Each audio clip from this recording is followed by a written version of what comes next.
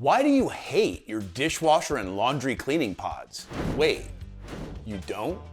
Okay, well, then why are you letting them slowly wither and die in your pantry? Be it dishwasher detergent pods like this, or laundry detergent pods like this, these little goo-filled goodies are concentrated cleaning chemistry kits.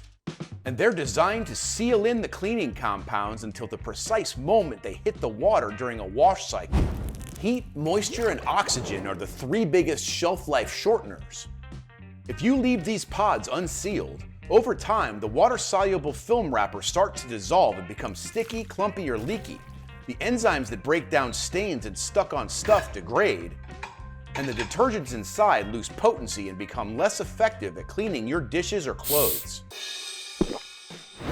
Fortunately, preventing problems is simple. Keep the pods in their original container. Close the lid or seal the bag, and store them somewhere cool and dry. If the container becomes damaged, transfer the pods to a Ziploc bag or other sealable container. Your detergent pods aren't trash. They just want to be treated better by you.